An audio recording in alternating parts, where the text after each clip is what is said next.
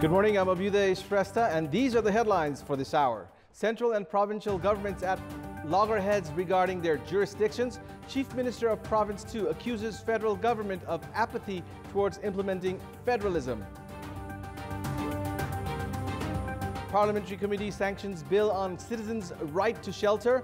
Implementing the fundamental right, however, remains a challenging task. U.S. East Coast residents are running out of time to flee before Hurricane Florence hits the region as soon as Thursday evening. Officials term the hurricane extremely dangerous. And Nepal crashes out of the SAF Championship after a disappointing 3-0 defeat against Maldives. India defeats Pakistan 3-1 to book a place in the finals against Maldives. Let's begin with the latest national political updates.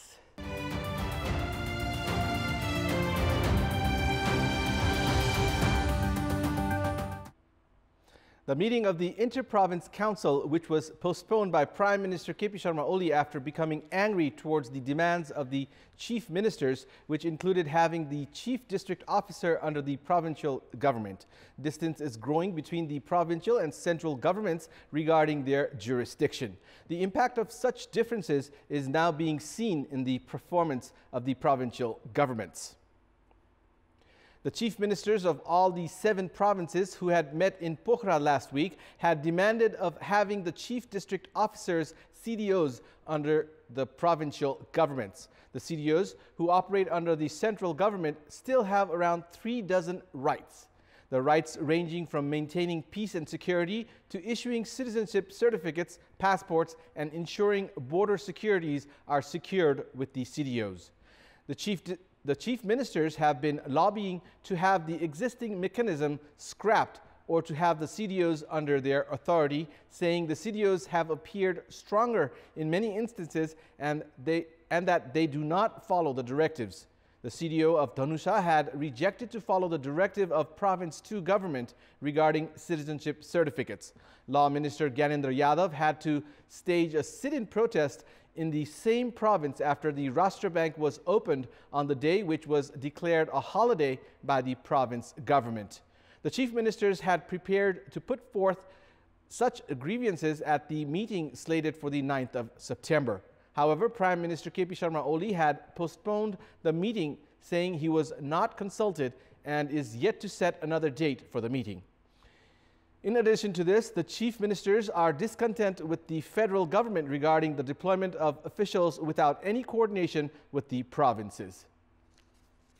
Meanwhile, talking to our correspondent DP Upadhyay, Chief Minister for Province 2, Lal Babu Raut, stated that the provincial government could not perform as expected because the federal government failed to deploy qualified staff required to undergo daily essential works. Chief Minister Raut added that the provincial government would not even know the status of the appointed staff, including their transfer and responsibilities assigned to them. He said that the provincial authorities have not been allowed to function on their own on various aspects, despite having the constitutional right to do so. He said this is against the norms of federalism incorporated in the Constitution. Chief Minister Raut also accused the federal government of continuing to abide by the same old mindset of centralized power mechanism. He said that it is now time for everyone to understand that the country's development and prosperity would rely on the success of federalism. The Constitution of Nepal has recognized the right to shelter as one of the citizens' fundamental rights. All the fundamental rights enshrined in the Constitution are subject to mandatory implementation. Despite sounding pleasing to one's ears, the provision's implementation aspect, however, is a challenging one. Meanwhile, the Parliament's Development and Technology Committee has finalized the bill with regard to the assurance of the right to shelter. The bill will be executed as law after certification from the President, following endorsement through the House of Representatives and the National Assembly. An effective implementation of the law would allow the economically challenged citizens to demand for their right to shelter or housing. However, it's uncertain how the law aimed at doing away with the plight related to the lack of shelter will be actually put into effect.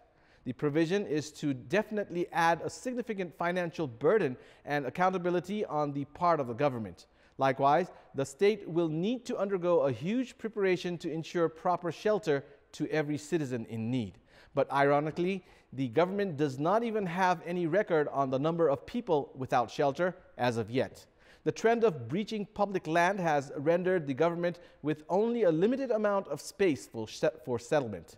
The failure to provide compensation in return of confiscated land, even when it comes to national pride projects, has led to unreasonable extension of such ventures. Taking this into account, suspicion has emerged whether the law related to the right to shelter will be confined to paper, to the dismay of the public. We'll take a short break here. We have more news coming up. Welcome back. The arrest of the 3 people alleged of involvement in the rape and murder of 13-year-old Nirmala Panta in Kantipur and the 48-day-long investigation has resulted to nothing. The incident has further turned mysterious following the acquittal of individuals presented as suspects by the police and the investigation committee formed by the Home Ministry being drawn into controversy. This has also depicted how weak and untrustworthy the police and the overall state mechanism have turned when it comes to ensuring justice for victims. It's not just the role of the then Kantipur police chief Diliraj Bishta. The locals did not even believe any information made public by the team of Central Investigation Bureau CIB that included the presentation of Dilip Singh Bishta as guilty. All administrative mechanisms of the nation, including the Home Ministry, were in favor of declaring Dilip Singh Bishta as the guilty. However, no side appeared interested in revealing the truth behind the incident.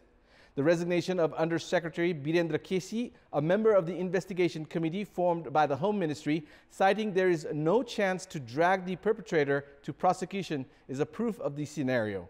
However, Kesi has returned to the investigation committee following pressure from the ministry. If we are to consider Kesi's opinion, it strengthens the school of thought which hints towards the attempts made to declare an innocent man, Dilip Singh Bishta, as guilty so as to set free the real perpetrator. Suspicion has also arisen towards the attitude and intentions of the police administration after the DNA test cleared Dilip Singh Bishta as innocent in the case. Meanwhile, the doubt regarding the destruction of proof to set the real perpetrator free has been further strengthened. A team of SSP from the CIB is currently investigating the case. Another question is certain to surface regarding the entity which would be accountable if the new investigation also fails to produce any trustworthy outcome.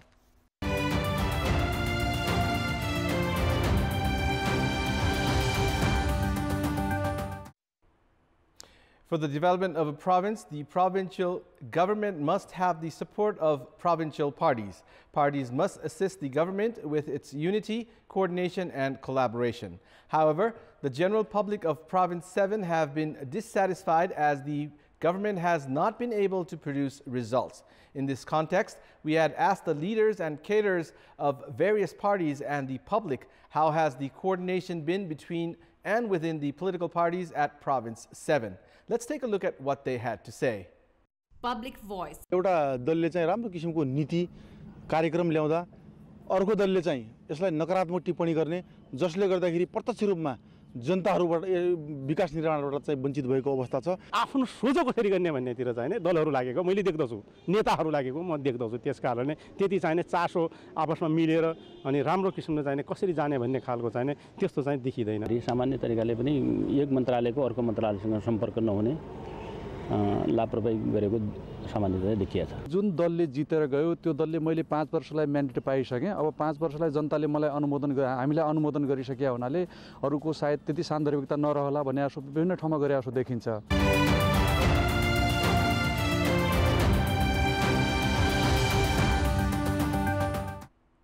It's now time for our segment Public Pulse, where you text us with your opinion.